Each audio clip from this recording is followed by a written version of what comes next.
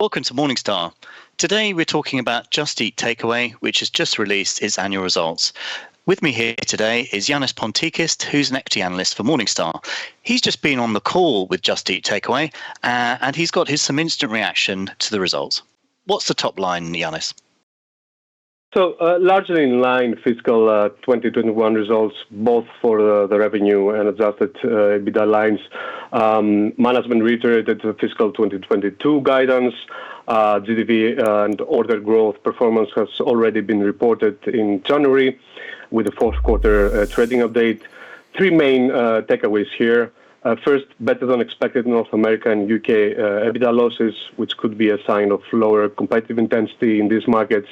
In North America, the main headwind industry-wide is the permanent fee caps in New York and San Francisco, which have been a huge drag in profitability for Grubhub. Second, the announcement of market exits in Portugal and Norway.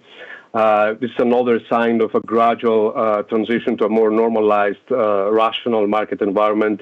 As a reminder, Deliveroo recently announced they were exiting Spain.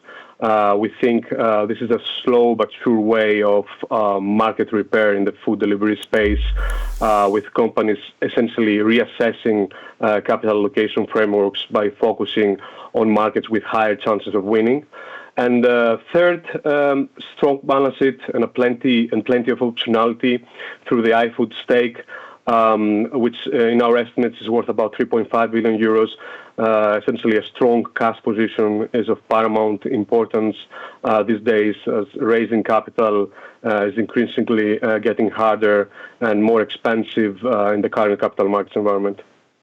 Sure. Thanks very much. I mean, as you touched on, the company has suggested that its profit margins will be increasing this financial year. I mean, they've talked about this being the peak year of losses. Are you happy with these forecasts? Do you think the 1 billion loss they made last year, do you think that is as bad as it gets? Sort of, yes. I mean, this is the year of big investments, really. 2021, 2022 is going to be essentially half of that in terms of margins.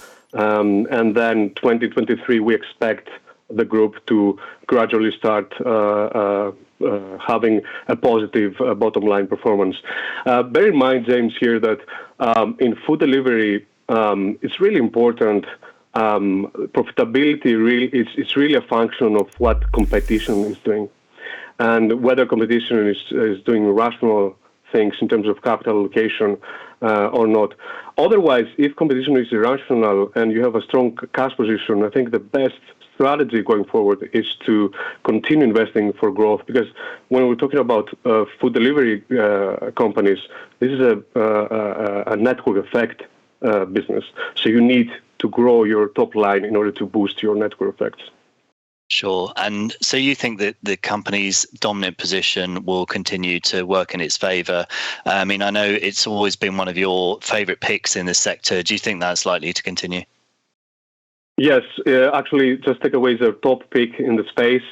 We do think that the sector is generally undervalued, and this is probably a cyclical effect and a function of the tighter interest rate environment and the outlook for a tighter interest rate environment. Typically long duration stocks like food delivery companies are getting penalized during those environments. But Just Takeaway is actually our top pick, significant upside implied by our current fair value estimate. Sure. Do you think there'll be any change to your fair value estimates after the latest results, or is it too early to say that? No, it was, as I said, because it was largely an inline print. Guidance was reiterated. There's no need, we think, to change our fair value estimate. Great. Okay. And do you think investors need to just be more patient with companies like Just Eat Takeaway?